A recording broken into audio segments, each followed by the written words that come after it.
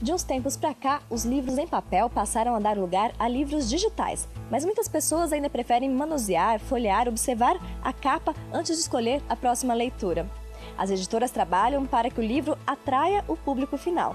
Enquanto isso, escritores lançam suas ideias na internet e alcançam um número surpreendente de fãs. As livrarias oferecem milhares de opções para quem gosta de ler.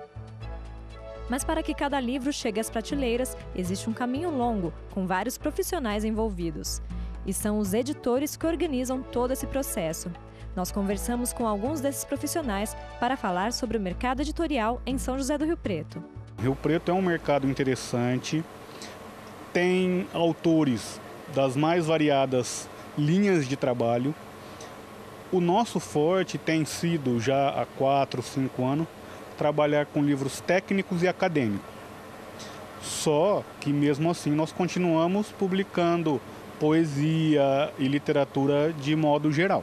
É um mercado interessante, você tem bons escritores, muito bons, você tem escritores interessados só em publicar um livro para ter uma lembrança ou para a família, que essa área de família é muito interessante, né, de você ter história familiar. E você tem também alguns que às vezes publicam por vaidade. Seja qualquer o motivo para publicar, eu acho que é interessante, que é válido, né? Um livro realmente é muito mais do que só uma história. Um livro é um objeto que você tem ali para guardar. E eu brinco que é o melhor cartão de visitas que você tem. Você chega, se apresenta para alguma coisa, você tem um livro sobre aquilo, sabe? É uma outra imagem que você passa. O que nós publicamos?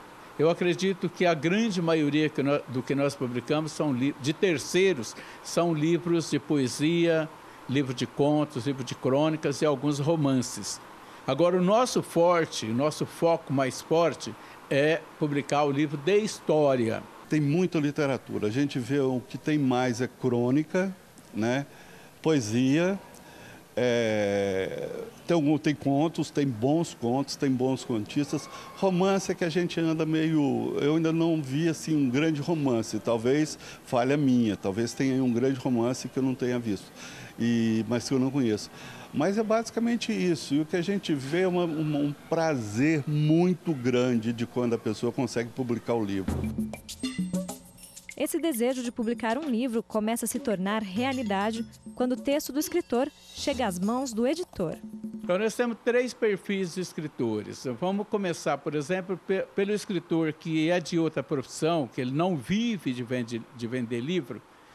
Por exemplo, médicos, advogados que resolvem escrever, que tem uma boa história e escreve um livro. Temos aquele escritor que gostaria de viver de livro, mas que é muito difícil para viver de livro aqui na região, né? Porque você precisa de todo um trabalho de marketing de nível regional, estadual, nacional para se lançar, e isso custa muito dinheiro.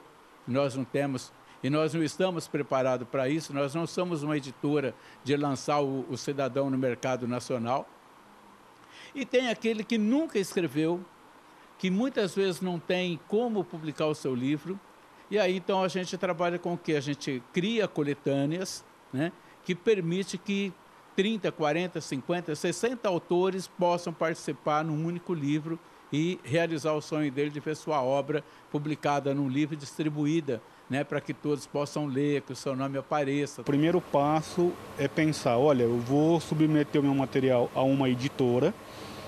Essa editora ela tem profissionais na sua equipe que vão olhar para o meu material buscando melhorar. Melhorar o texto, melhorar o apelo. Por quê? É um negócio. O livro ele tem que sair pronto para ser vendido. Não adianta você ter um excelente conteúdo, uma diagramação feia, uma capa sem apelo, por quê? Ele vai ficar encalhado lá, ninguém vai olhar para ele.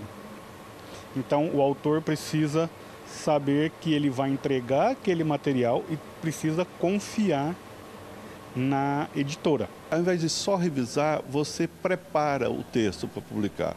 Então você vai ver se a ideia está clara, se as ideias estão no lugar certo, esse texto não ficaria melhor naquela parte do que nessa, né? Cara, esse aqui está bom, olha esse final, por que você não termina aqui?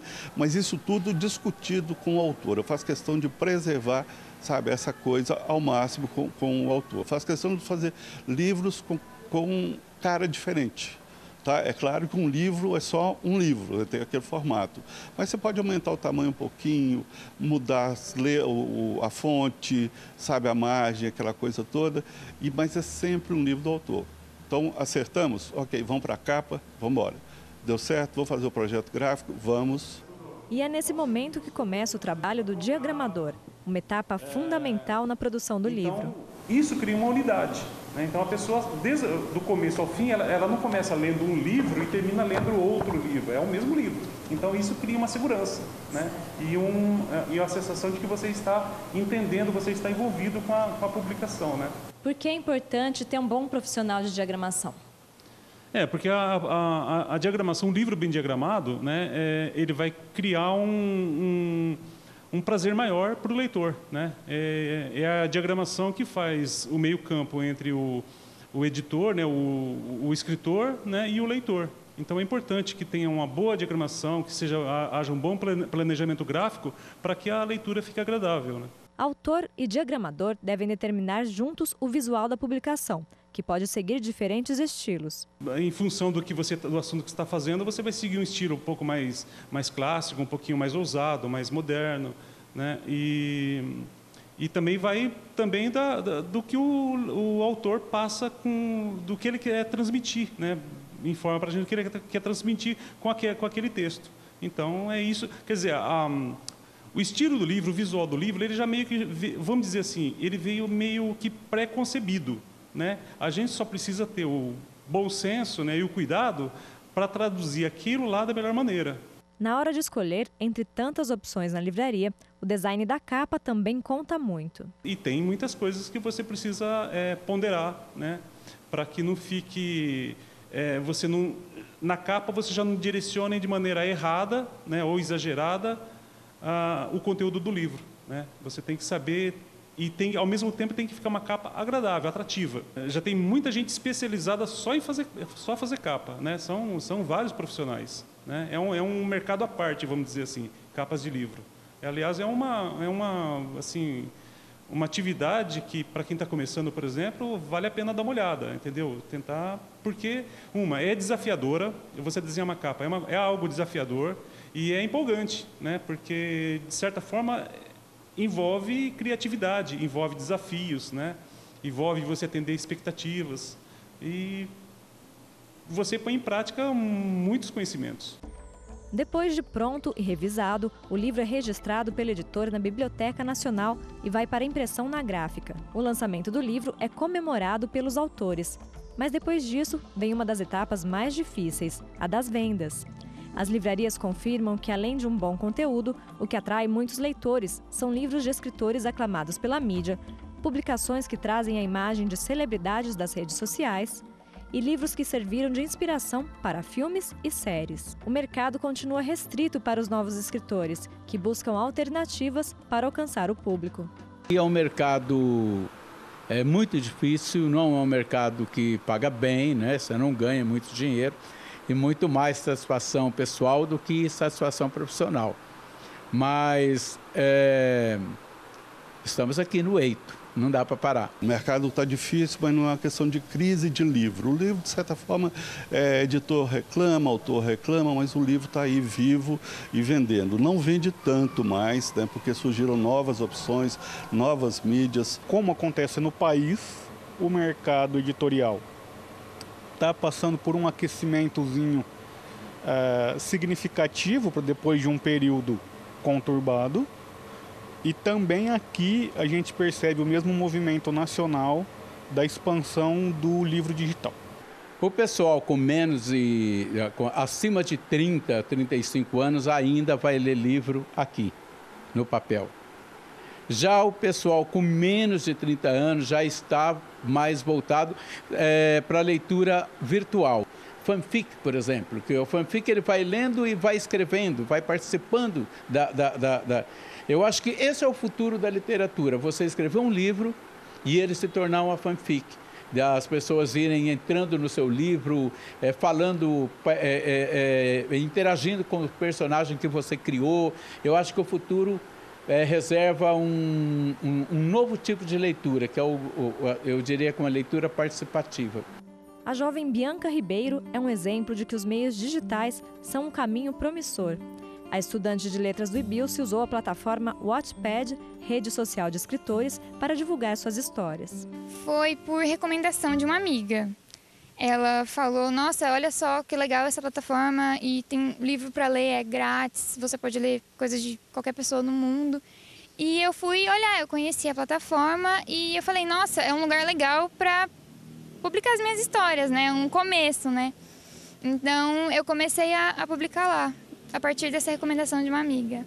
Os textos da escritora agradaram os leitores virtuais e ela conquistou um número surpreendente de leitores. 12 milhões de pessoas leram o livro Cruel. Cruel foi de uma conversa bem informal assim de WhatsApp num grupo de amigos. E a gente viu uma imagem que uma artista, eu não sei, acho que ela é japonesa, que ela fez uma versão masculina da Cruella de Vil do 101 Dálmatas, né? E eu pensei, nossa, seria muito interessante uma história sobre esse personagem, né? Ele parece ser muito interessante, né? E eu falei com os meus amigos, nossa, eu vou escrever, então, uma história sobre ele, vou criar uma história, né? E eu comecei. Então, eu escrevia e mandava para eles, e eles liam, eles me davam feedback. Então, começou assim, uma coisa bem informalzinha, bem divertida, assim, né? E aí eles foram passando para mais amigos e foi para outros amigos e assim sucessivamente, até que eu comecei a ver que as pessoas estavam lendo, gente que eu não conhecia estava lendo, né? E foi crescendo e ganhando mais leituras e mais votos, comentários. Então, foi isso até chegar aos 12 milhões. O sucesso foi tanto que uma editora de Portugal fez uma proposta para a escritora riopretense. Eles me disseram que tinha uma proposta para o livro e entraram em contato comigo. Então, eu avaliei bastante a editora, né? Conheci bastante o trabalho deles e resolvi fechar o contrato com eles para publicação. Bianca, você é riopretense, né? Assim como muitos jovens tinham o sonho de publicar um livro. O que você disse para esses jovens, para essas pessoas, autores assim de primeira viagem, que moram no interior, que têm esse sonho? Olha, eu acho que pode soar um pouquinho clichê, mas eu acho que é não desistir. É ler muito, porque a gente que é escritor, a gente tem que ler e viver atualizando o vocabulário e tal. Então, ler muito e não desistir, mostrar o seu trabalho mesmo, ter orgulho do que você faz. Se você ama mesmo escrever, mostra para as pessoas o quanto você ama, o quanto a leitura pode ser uma coisa gostosa. Porque a gente vê muito disso, gente que não diz que não gosta de ler, mas porque não conhece, ainda não encontrou o livro favorito, assim, o gênero literário favorito. Então, eu acho que para quem ama escrever, é indispensável ler muito e nunca desistir. Se você quer conhecer a história escrita pela riopretense Bianca Ribeiro, confira a nossa dica de leitura. O livro Cruel foi inspirado na personagem Cruella de Vil, de 101 Dálmatas. Um jovem estilista e uma adolescente órfã vivem um relacionamento de altos e baixos. Ao mesmo tempo, a história traz mistério e aventura. A escritora prepara um segundo volume do livro que conquistou jovens leitores na internet e foi publicado pela editora portuguesa Ases da Literatura. O livro não está mais disponível no Wattpad, mas é possível comprar o e-book ou o livro físico em sites de livrarias.